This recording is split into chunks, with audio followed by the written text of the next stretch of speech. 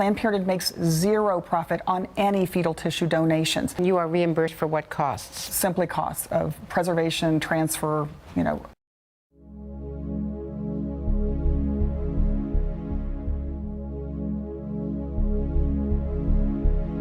If we alter our process and we are able to obtain intact fetal cadavers, it's all just a matter of line items.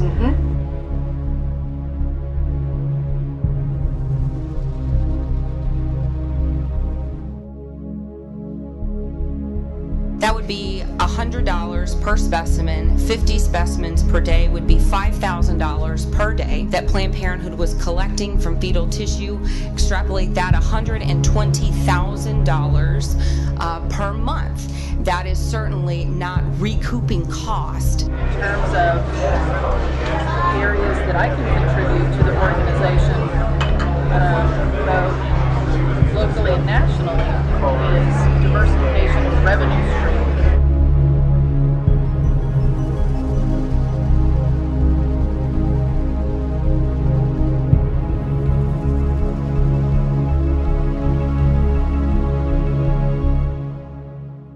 Well, so under the scope of where we probably have an edge over other organizations, our organization has been doing research for many, many, many years.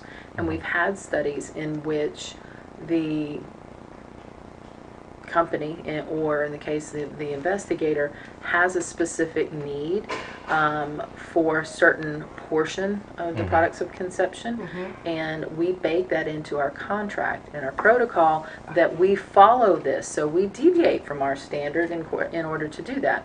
Telling you this so then we can get creative about when and where and under what conditions can we interject something that is specific to the tissue procurement needs. Sorry, that goes to my perfect for my next. Can you get creative? Can you alter if we say we need a liver? Or not just liver, thymus, but let's say neural tissue is neural very tissue difficult is what because could you adjust the past, procedure if you knew they need high volume of this? Could you match that and 18 to 22 week neural specimens, in so both hemispheres intact. You could do that. Yeah, I think we can. I mean, some of it is really outside. Some of it will be happenstance because sometimes as the procedure is happening, the procedure itself for the removal is generally standardized. I'm saying generally loosely, generally standardized, and so just depending on the patient's anatomy, how many weeks, where it's placed in the uterus, we're going to potentially be able to have some that will be more or less intact, and then some that will not be. Right. So, but it's something that we can look at exploring how we can make that happen, so we have a higher chance. It'll probably also require a little bit of input from the doctors, because the doctors are the ones asking, directly doing that, and when it matters, in the cases of when it's mattered, and the physicians also need an intact specimen, they can make it happen. So we just need to figure out how that we can do this, under our project needs. How many providers practice in the second trimester? Oh gosh, that's a good question. I don't. Everybody that is here does. And really, specifically the later than 16-week cases, I guess. I want to say that we have 6. 6 providers that go beyond 16 weeks. Oh wow. And that's something we'll have to discuss, with the docs and see how they can do it, because some of our doctors in the past have projects and they're collecting the specimens, so they do it in a way that they get the best specimens. So I know it can happen. The doctors were also doing research. Oh wow. So okay, very good. I'm more on the business end of it. I know that just going with the history of what's happened and wanting to not have that happen again. So we for specific specimens, the compensation would be higher because we know you're going to run into problems. There's going to be more. How do we frame that so that we're not saying we're giving a higher. Yeah, we can work it out in the context of Okay. obviously the procedure itself is more complicated. So that Right. anything that we integrate into that procedure without having you cover the procedural cost is going to be higher, right? So Right. anything about higher gestational age, there's more opportunity for complication. There's more administrative time involved. Sometimes the procedures are longer. So then anything that we piggyback onto that for collection purposes, obviously, would have to reflect that additional time, cost, Right. administrative burden. So that our compensation that's higher to you for our specific specimen intact could be Yeah. built And that's into something that getting more information about it, as intact as you need, how we're going to do that. Then from there, when I'm working with our clinical trials and all of our additional specimen collection needs, I'm pretty bullish about getting as much information as I can prior to budgeting. Well, that your financial background, really, I think that's what you can see the benefit of this financially. Just having that background and seeing that there is it's gold out there. And it can be so beneficial. So I'm glad that you had that background so that you see the financial benefits of getting the right specimen and getting it intact. And if you have to change the procedure just a little bit within the framework that keeps it, we're all talking about it the same way in the right way. But that financial gain and to your staff just knowing this is the end. I think everyone realizes, especially because my department contributes so much to the bottom line of our organization here, even though we're one of the largest affiliates. Our research department is the largest in the United States, larger than any of the other affiliates combined. Wow. If that provider is needing to change the technique a little bit, and I know I'm going against my side of this, but I'm okay with, no, I want you to be paid per specimen, and rather than, oh, here, just ship this off. No, this is what we're looking for, and if you can do that and it compensates you and financially that's helping you to grow your clinic, I'm willing to do that. And so if we alter our process and we are able to obtain intact fetal cadavers, then we can make it part of the budget that any dissections are this, and splitting the specimens into different shipments is this. I mean, it's all just a matter of line items. And so what are they? Are they requesting just liver or liver thymus? Liver thymus long bone? Everything. CNS, brain, kidney, thymus, liver, spleen, femur, bone marrow,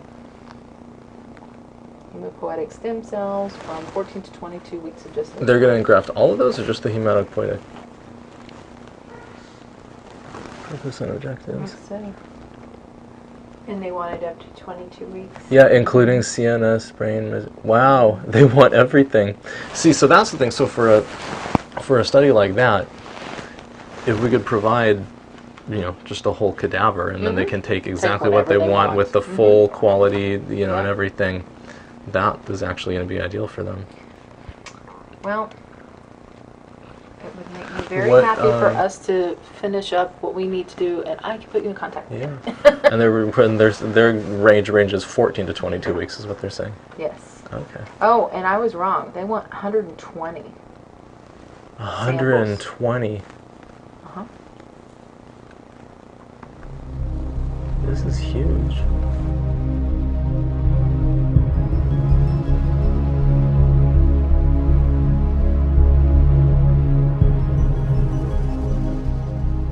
Are there any fresh specimens from today that we can still look at, or? We had a really long day and they're all mixed up together in a bag. Yet if I would have known 10 minutes ago, I would have saved something. But if we could get if we could just, that doesn't, I mean, it's not like we need something today, but if we could get a visual today of it, that would be a good thing. Is that possible?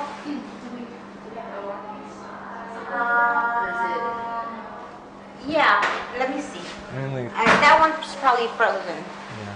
What we're looking for is like a visual baseline of like intactness and everything, and what's that, just so that we know like, intact they are. Right. Yeah, they so all, like on a typical day, like kind of what that looks like, and then and what it sort varies of. like based on gestation. Sometimes they come out really intact.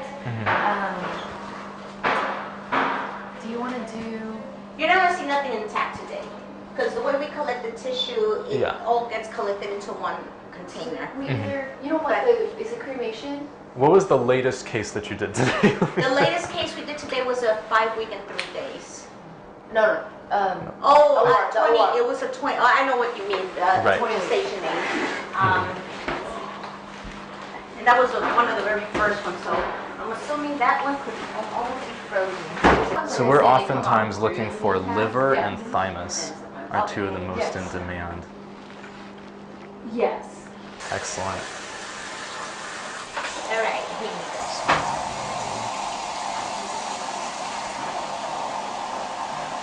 So now this. Sean, can you help me out? I don't. So. I think this is lung, right? I don't Yes, think this is that's kidney. correct. Yeah, these are lungs because that's the correct. trachea in the middle Yes. These are. So the intestines right here. Right here. See? there. Yeah. This comes out, like I said, the organs come out really, really well. 'Cause you can Right. see all the intestines Right.